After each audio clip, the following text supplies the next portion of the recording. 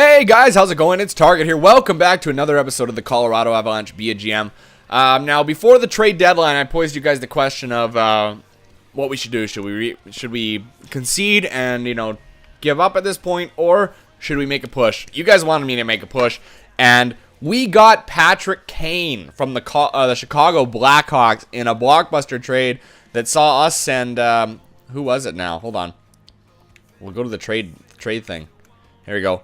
We basically gave them Thomas Vincour, Jace Haraluk, and P.A. Parento, our depth, one of our defensemen that was like 3.5 green stars, and then a third-round pick this year for Patrick Kane. And we still have that top pick. So we gave up some prospects, but now we have Patrick Kane in the fold too. So unbelievable turn of events. Now, what I asked you guys last time was, what should we do with Patrick Elias? And I went to the trade block. Oops. There were 2 players I asked you guys about. All right. Which ones should we trade for? I know we're still doing this. But they were... Hold on. Oh, I start by overall. Okay. So those 2 players were Louis LeBlanc, who's an 82 overall playmaking center with 4 red stars. We wouldn't use him as a center because of his face-offs. But we use him as a winger on the third line. He's not a very good penalty killer. There's no doubt about it, and that's a downfall for him. The other one I asked you guys about was... Where is he? It's Cory Conacher. Here he is. Cory Conacher. He is a little bit better defensively, so that brings his overall a little bit higher. He's, again, 4 red stars. He's got decent passing, almost identical. And I asked you guys what you thought about that. And a lot of you felt that Cory Conacher would be a better option, mainly because of his trade value and the fact that he's a winger. So I could use him in a little bit more of a winger role. Centers tend to do better as center, you know what I mean? And I agree with you guys on that. I totally agree. I wanted to also take a look to see if there were any other playmakers. Brunner, he's a sniper. Stajan, two-way forward. Kennedy, ugliest bastard in the world. Philip Forsberg, playmaking center, really. I thought he was a two-way forward. He's not bad, 80 overall. Terrible face-offs, but good defensive awareness. Palmieri, two-way. Bowman, sniper. And we're getting down to the way too low levels. So I think I agree with you guys. Cory Conacher is who we should make a move for, okay? He's $1.8 million. Now, do they want Elias? Probably not. No one does. But I think this straight across would work. I don't think we have to do anything to do this. We end up with $6.5 million in cap space because Patrick Elias, for some reason, has the world's largest contract. And I think that's what's holding him back a little bit. But Conacher straight across for Elias, I feel, is a really good trade. We get rid of all the immense amount of snipers we have on this team. And we give ourselves another playmaker. So let's see if this goes through. Here we go. And it won't. Okay, I didn't think it would just because of that. Let's see. Do they want anybody that's depth? Hold on. Skaters matching their description. Now, we can give them somebody like Matt Hunwick or Bordelot or McLeod or Armstrong. We could give them Armstrong. This would go straight across. I bet you this would help. Elias and Armstrong for Cory Conacher. I'd make that trade. Colby Armstrong is a dime a dozen. You can find him anywhere. He's a grinder, and they're really low value, so you can trade for him at any point. Let's see if this goes through. No. They don't want to absorb the contract of Patrick Elias, and I don't blame them for that. That's a big contract. I was pretty sure we re-signed Patrick Elias to a decent number. I don't know why it's 5.5, but I guess I'm just mistaken on that anyway. So they don't want to sign him because of his contract. Now, what if I absorbed... He's got 2 years left. So what if I absorbed like half his contract? Let's absorb 2.75 of his contract, okay? And then I'm going to take Armstrong off and see if this goes through. Okay, so we've absorbed 2.75. It gives them a little more cap space. They don't have to deal with all of Patrick Elias. We'll go through. Still not interested in the deal. We appreciate the changes you're making, but still not enough for us. Okay, I will throw Colby Armstrong back on and see if this goes through. Here we go. And there you go. I doubt anybody will think Ottawa came out on the short end of the stick, so it's a done deal. Okay, so we now have an updated line. I'm going to edit the lines. Okay, so Conacher, McGinn and Conacher, we're going to switch. We're going to put Mersak down here. Berchi there. Tarasenko and Conacher are going to switch. All right. And then we've got a playmaker, a sniper, and a two-way forward all playing together. Now, Mersak's a right wing, is he not? Yes. So we can switch these two back to their right sides. Perfect. That's really nice there. Everybody seems to be playing their right side.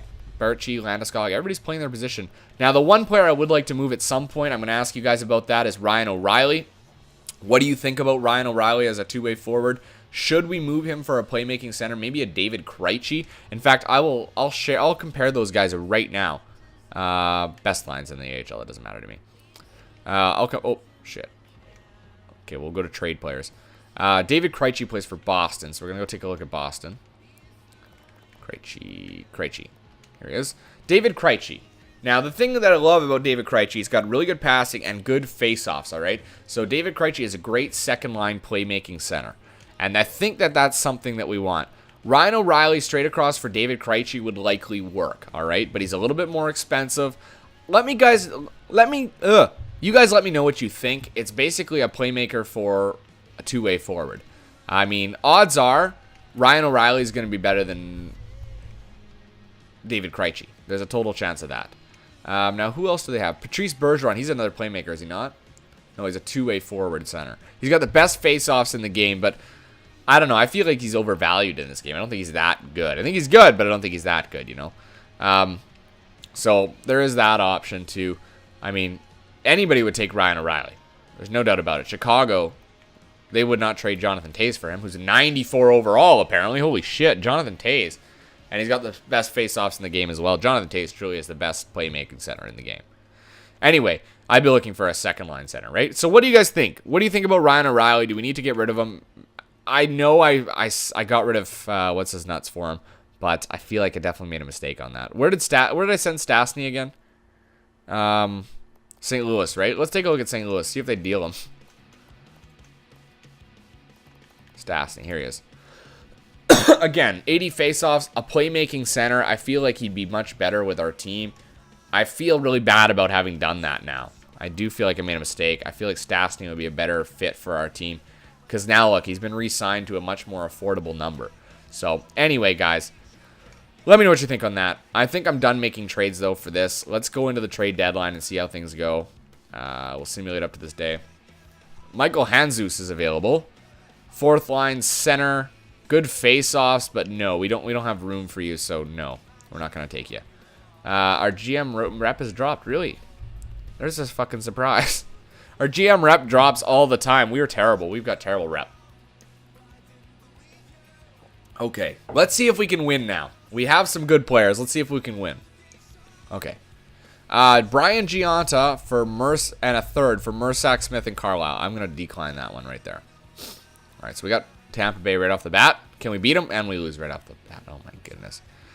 Oh, it's going to be the same shit over again, isn't it? The same shit. All right, Florida's got a call for us. Our first, a second, and Smith. We picked him up, right? We just picked him up, yeah. We signed him. Playing backup. For Kopecky and Scott Gomez. I don't feel like we need either of these guys. A two-way forward. A sniper. Pardon me. No, it's okay. Is Gomez a sniper or a playmaker? I don't recall. Okay. Let's see. We're actually okay. It's Florida again, probably with something very similar. A first and a second for Kopecky. No. Well, you know what? The worst that comes of this, we make an effort. We made an effort. Oh, Phoenix is calling now. Hold on. Justin Falk and Mike Ribeiro. No, I don't need to get. I don't want to get rid of my depth D. Like I need my D right now. They're all that's holding me together. They're the only positive thing that's come from this team. Tampa Bay's got one. Our first and Smith for Ryan Malone. That's not even close in value. Oh, I guess it is, but no, that's okay. I'm gonna hang up. Let's see what happens here. And nothing. Now I do want to take a look at possibly who did I trade that pick to? That was That was Buffalo, right? Buffalo. And they have my 2016 or 2019 first. They don't want to get rid of it. So I need to find somebody who wants to get rid of their 2019 first. Let's see. Calgary, probably not. No. Carolina? Just looking into it right now.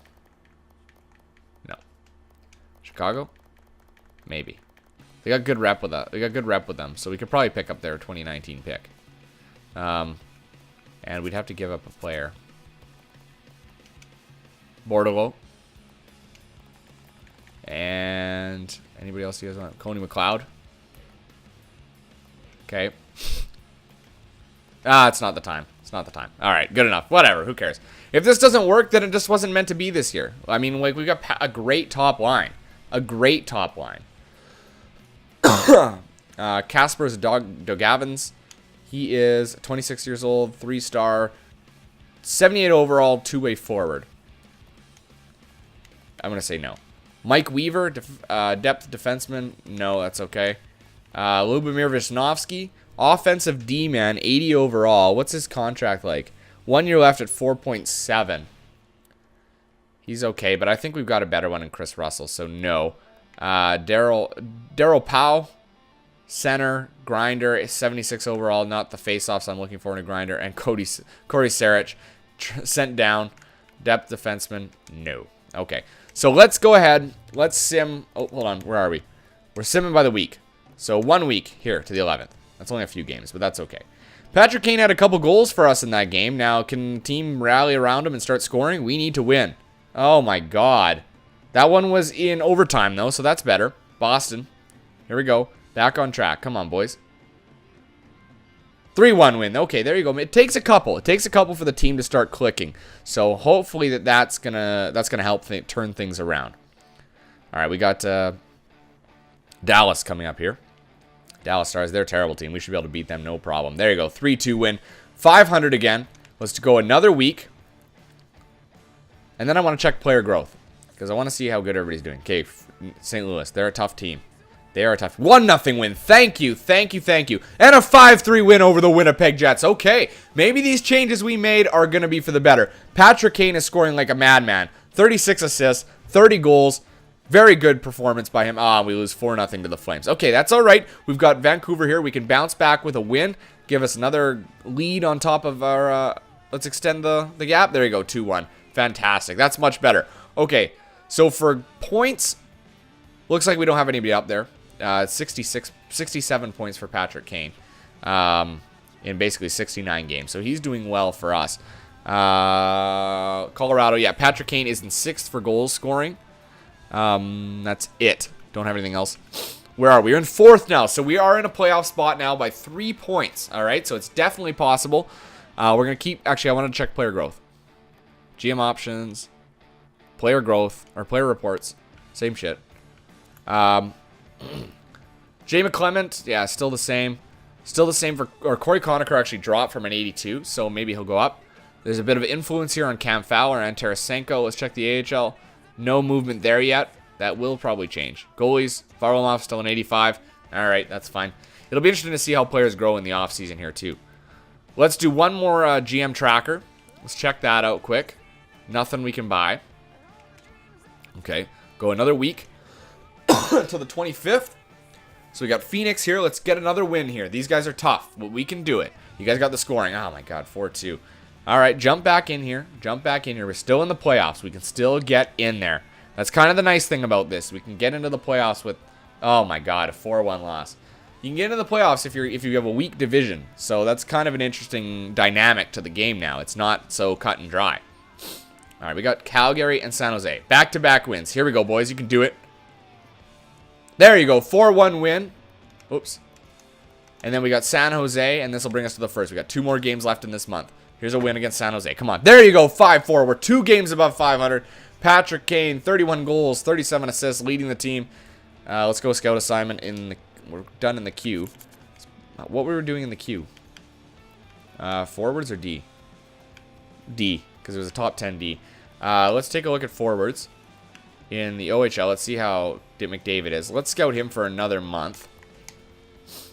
Okay. Let's continue to the first now against Nashville. So it's going to be close to right to the end. We're going to be fighting tooth and nail to get in there. Just considering how close everybody is. And the fact that we are holding on to that last spot by a thread. Okay, we got Winnipeg, or whatever the hell they're called, Minnesota. Beat them, though, that's good. So we're up 3 games above 500. So it's been slow going, but we are getting there. Let's take a look at standings here. We are in there by 4 points over Chicago right now. So that's a big deal right there, guys. It's a big deal. We've got a couple divisional teams coming up. 1, 2, 3, 4, 5, 6, 7 divisional teams, right? Because Dallas is in our division as well. So yeah, 1, 2, 3, 4, 5, 6, 7, 8, 9. All the last 9 games are against our own division, guys. So we're gonna finish this up. We're gonna go these 2 games first. Come on, these are important games. All these ones are important. Ah, damn it. That one was in overtime, I think, because we still got a 2-win lead right now. There's a 2-0 win over Winnipeg. Okay, so that's a big deal. Gonna go to the Nashville game. We got Minnesota first. We can beat Minnesota. Absolutely, we can. Come on, guys. You beat them before. You can do it again. You've had their number. You can do this. Come on, come on. Ah, 6-1 loss. My God. Okay, where does that put us in the standings now? I gotta check it out.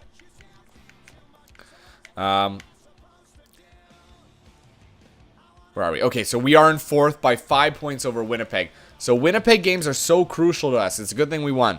We'll go up to the Chicago game. Got Nashville in the way first. Oh my God, a 4-3 loss. It was in overtime. It was in overtime. Where does that put us for team standings? We're at 80 points, 5 points up on Winnipeg, so that's good. Okay, these Chicago are below 500. There you go. Thank you. Let's go up to the next Chicago game. When we win, we know we're safe. But when we lose, it's a different story. Oh my God, against Dallas we lose. Where does that put us? 82 points. We're 5 points up into a playoff spot. Come on, beat Chicago. Come on. There you go, 6-3 win. We'll review our progress here. We can upgrade our pro scout or our assistant coach. I'm going to upgrade our assistant coach. All right, there we go. One more game. Is it going to stop here or is it going to keep going? I don't know what's going to happen. There you go. 4-1 win to finish the game, finish the season. That's nice to see. Patrick Kane finished with 37 goals and 43 assists. For points, he's not up there. But, I mean, that's 80 points. So, really good performance by Patrick Kane. He really helped us out. That put us into 4th place, and I believe that's good enough for us to make the playoffs. I think. I could be totally wrong on that, but let me take a look at the Stat Central team standings and see exactly where we sit. We do not clinch a playoff spot, apparently. Is the West all locked up? 1, 2, 3, 4, 5, 6, 7, 8. Are you kidding me? So I get shafted? How does this work? So I'm out of the playoffs because our division's out? I thought it was within the division. Oh my God, we are out of the playoffs? Are you kidding me? For God's sake. And here I'm thinking that we're in. We are out of the playoffs by 1 point. So it's the top 8? It was just a coincidence that it was done like that? Oh my God, I'm sorry, guys. I thought we were in the playoffs. I can't believe that. We missed the fucking playoffs. This has been a good year for the Colorado Avalanche. With 39 wins under our belt, I like what you're doing.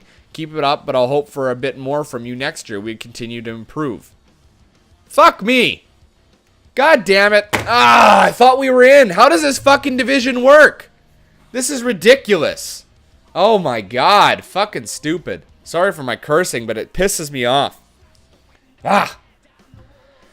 Anyway, guys, I better cut it off there. We'll get to the draft and all that fucking bullshit afterwards. Till next time, I'm Target Audience. You guys have a good one.